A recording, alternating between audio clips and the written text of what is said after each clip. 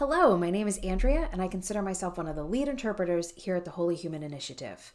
Since there's a really good chance this is your first video of our site, I would very much just like to say thank you. Thank you for being here. We have poured so much love and time and energy into documenting tools that we know work. We have proven that they work on ourselves, and we know that they're going to work for you too. There's a lot of history that goes into the tools that we have documented here. So we consider the Holy Human Initiative to be the completion of a trilogy that was started with Quiet Miracles in 1994.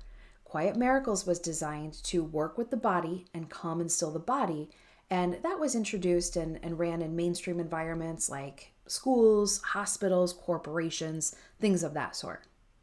And then in 2007, there was Earth Project 777, which was designed, and stick with me here because this sounds funny at first, but it's very cool, to identify and also neutralize any sort of frequencies that could be interfering with our potential. So are there frequencies out there that kind of get in the way of the frequencies that we're designed to use? And how can we find those and then also neutralize those or find ways to work around them? And that was the aim of Earth Project 777. So put together all of the wisdom from both of those different things, and we have a very strong foundation for what we have here in the Holy Human Initiative. So with this particular series, what you're seeing here is the first of 3 videos. This 3-part series is designed to get you going fast, but quite frankly, I think that if you only watched and implemented these 3 videos, you'd see huge shifts within your world. I really do think that, and that's why I take the time to stand here and introduce you to the tools. So with that, I'm about to share with you some of the different pieces, but there's one other thing that I think is really important for you to know before you dive straight in. And it's that it is not our aim to tell you what to think or say, do these 3 steps and therefore you will get this result. We are all going to resonate with the tools that fit with us the best. And it's our goal to say, hey, this is an idea. How does it feel to you? We always ask. We try not to tell. And so in that spirit, I have questions for you to get your mind in the track of this particular topic. So the first question would be, where in your life do you feel stalled? And to go along with that, where in your life would you like to thrive? And to go along with that, what benefits would you see if you could quickly recognize your own holding patterns? The patterns that might be holding you in place. Now, I did say this is about your answers, not about mine, but here are some that we commonly hear people say, is that when they repeat the same thoughts or they repeat the same energy, they're just always putting out the same vibration or the same thought pattern, they're basically going to get the same thing over and over again. So we want to find those thoughts, find that stuck energy and acknowledge it. It's not necessarily about changing it, although I personally think that acknowledging it changes it just on its own. But we can't do anything with it if we don't acknowledge it, find it, and bring intentional and gentle awareness to all that is you. It has been my experience, and this is a quote that Brenda and I throw at each other quite a bit in several different contexts, of, well, if you don't know, you don't go. Because if you don't know what's holding you back, it's really hard to go past that. So that might lead you to wonder, okay, great, Andrea, so how do I know? How do I get started? And I would like to just pause here for a moment and tell you about some of my experience and just when I got started with all this stuff. You know, when I started looking at energy or self-talk or whatever it is you want to think about this, whichever facet you're interested in right now, I'd have people say, well, I work on myself, or I'm very aware of my own thoughts, or, you know, I don't know. You just hear stuff and you're thinking, but I think I am, but I don't know. What is the work? How do you work on yourself? What does that mean? Can someone just give me a checklist? If I had a checklist, I could do it, which isn't quite how it works, but that's how I felt about it. It's like, well, what does that mean? How do I get started in finding my own thoughts and energy?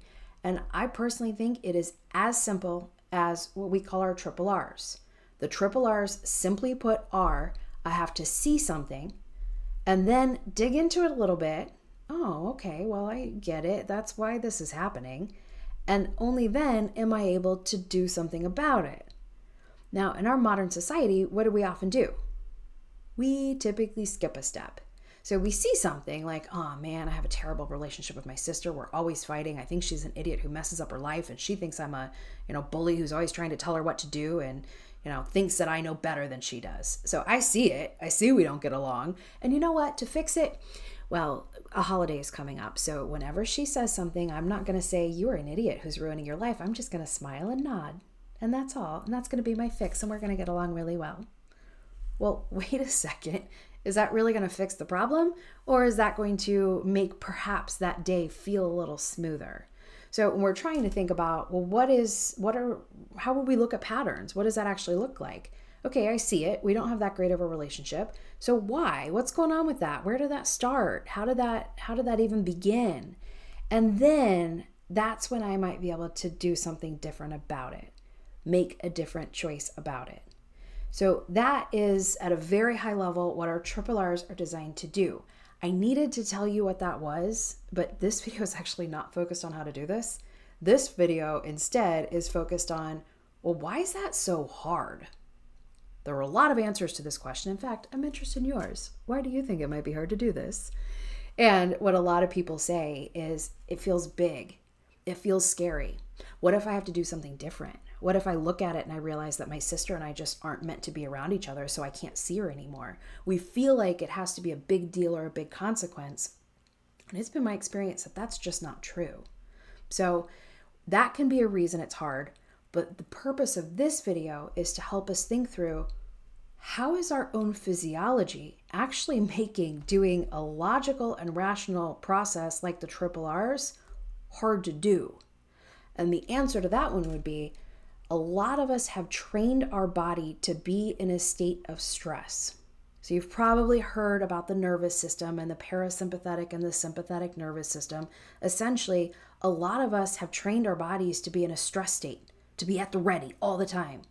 And spoiler alert, when we're in that state, it's actually really hard to make rational progress and to see things like we would need to do with that triple R. So our goal of this video is to get out of that cycle.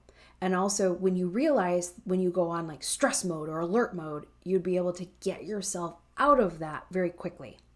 We're going to have two major ways to do that. First one is the reset breath. What is the reset breath? It is designed to be quick and easy and discreet. It is a breath cycle that's going to give your body a pause, which allows you to notice the communication and interpretation going on within your skin suit. Now, what's a skin suit? It's just a fancy way that we say your body, what you've chosen to embody in this physical experience.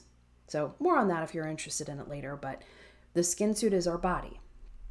With the reset breath, you've probably heard, oh, you're angry? Just take a deep breath. And you've thought, yeah, guess what? Not working for me right now. Maybe it's because the patterning was off. So the reset breath is actually designed to completely exhale. So I'm going to breathe out through the mouth before inhaling through the nose and then exhaling again through the mouth. And then pause. Now for the pause, I don't mean hold your breath, and this doesn't have to be very long, but the pause is actually an important part of it, so I wanted to tell you about it sooner than later. Right now you don't have to worry about what to put there, but I often will just give myself some sort of a phrase that's comfortable, like I'm safe or I am calm. Now that's not necessary with this. I'm just sharing one of the things that often I hear within my own mind as I all is good. It's almost like I'm reinforcing what this is doing. So the pause is just designed for you to essentially feel your own stillness. It's a chance for your body to regroup and to do something a little bit different. So that is the reset breath. The reset breath works on its own. You can do it on its own. One of the things I really like about it is that if you're in the middle of a meeting or if you're in an argument with someone, you can do a reset breath and probably no one notices. There's one more skill, tactic, I don't know, whatever you'd like to call it, tool that I can layer onto this. And it's called quiet touch. Now, what is quiet touch? Quiet touch is going to be a quick and easy body positioning that's going to create a self-contained circuit for you. Now, this one is noticeable because you're putting your hands in a certain position. And when I say circuit, you're thinking, wait a second, what? Do you agree that humans are electromagnetically charged? That is something that's been confirmed by modern science. And we have just a little bit. I mean, of course, it's low level, but just think about walking over to someone and accidentally shocking them. There's an electromagnetic current that flows through us, and it doesn't just stop where we stop. There's a little bit of room or buffer space in that energy that it will flow. So when we're thinking of it from that direction, think about your palms and think about how you'd be able to position them. And when you position them and it completes a circuit, that's what we're talking about here. One of the cool things about this, you might have noticed I didn't address this yet, but this particular positioning and circuit creates oxytocin to flow, which my neuroscience friends are going to know is the neurotransmitter that helps us feel safe and loved and connected. So it's almost like giving yourself a hug. Now, with the quiet touch positioning, you might wonder, what is that? You're going to put your left hand on your heart and then your right hand on your lower abdomen. And I think of it like my thumb near my navel. That doesn't mean you have to stick your thumb in your belly button. But if you think about that as your starting point and you just let that hand fall, then your hand is there on your lower abdomen. And that is now creating this circuit that is flowing throughout your body. So left hand on heart, right hand on lower abdomen. A lot of people want to get this backwards because we're used to putting right hand on heart, but it's left hand on heart, right hand on lower abdomen. And then, I think this is an important part of it, just relax into it. I'd say one of the most common things I see people getting wrong, myself included when I started this, was I wanted to get the position right so bad that I'm trying to hold it. That's the opposite of what works. So you just put your hands in the right spot and then you just relax. And this is what's going to create that circuit that helps that oxytocin flow.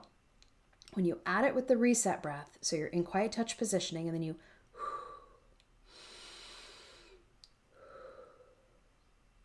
put it all together, that very quickly and powerfully resets that sympathetic, parasympathetic nervous system balance.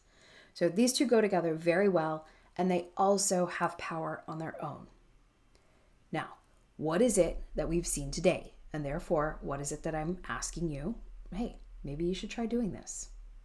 Well, we started with our triple R because that's our goal. We want to start here and we want to do this, but in order to do it really well, we want our body systems to be communicating and flowing properly.